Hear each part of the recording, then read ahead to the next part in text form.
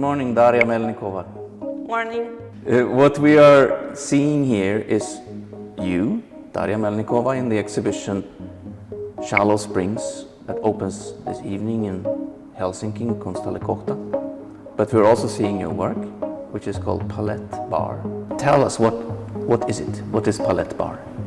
Palette started from the idea that I want to create it not just an object, not just an art object, but a platform, mostly like collaborational platform and traveling bar.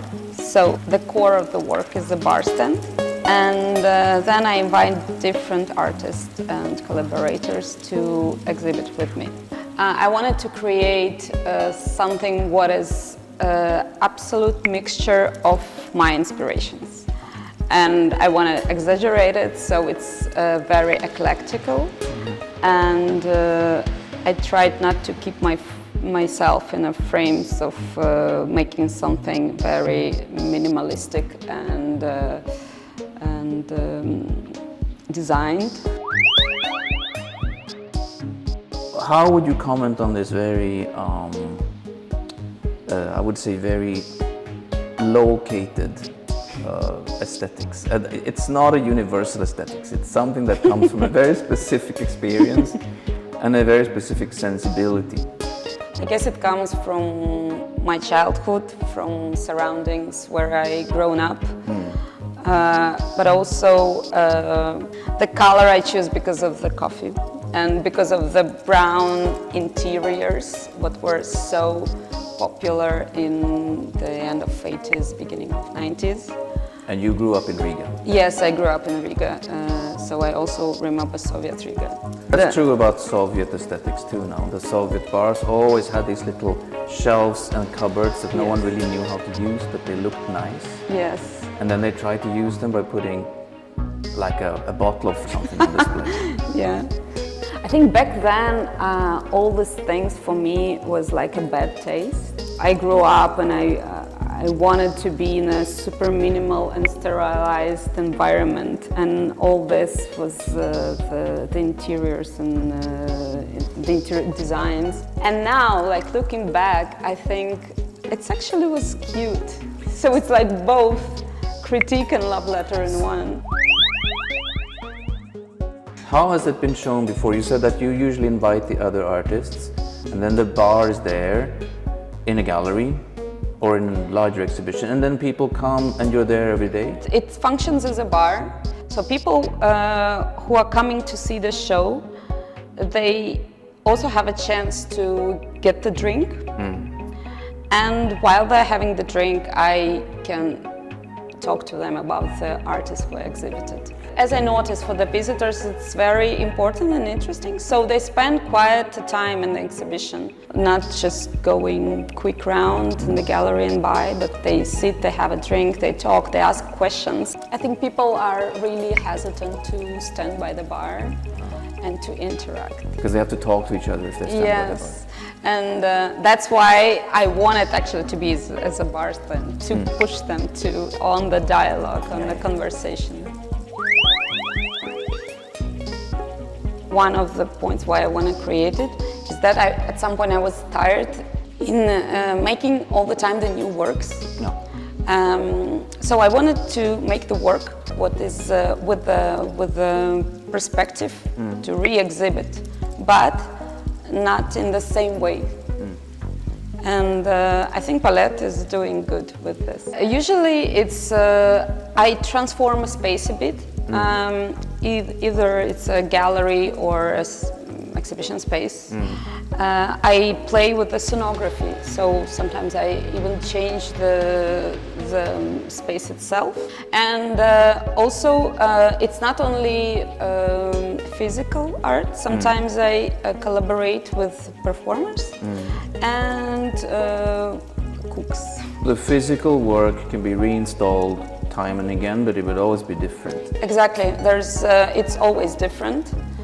Also, the drinks are always different because location is different. Yes. For the Shallow Springs, I made honey syrup infused with pine branches, what I picked here in the forest, and toasted caraway seeds. Toasted caraway seeds is a very Finnish thing, no? Yes, I actually read that 30% of the world's caraway produced in Finland, so it inspired me. Actually, when I invite artists to participate, I ask maybe they have a work what is not produced, but what is like exhibited only once, and they want to show it again, because for me as an artist, it's important the work is shown again and again and again, because you put so much energy, so much money, also time, and it's just like sad that after the show you just pack it and store it somewhere in a garage. For me, it's become this collaboration. What it is, it's like our co-work. It's not only then my project Palette, it's our co-work, and this is the idea behind the Palette. But you have a project apart from Palette. You also have your food kiosk or pavilion. Yes, so in Riga. yeah, I had an opportunity to buy the kiosk, what is actually a structure from late 80s, beginning of 90s. And it's a continuation of the Palette, but with a definite location, so it's not traveling bar. It's seasonal, and there it's actually my work job during the summer. For me, it's not a business project. I want to make something for the city, to make a kind of meeting point for people who are not only artists or creative people. I want to make it the location where people from different fields coming together. And then back to your practice, I think that the idea of conversation, the idea of coming together and sharing a drink or a meal in the space is not only an artistic gesture, but it's also a political gesture.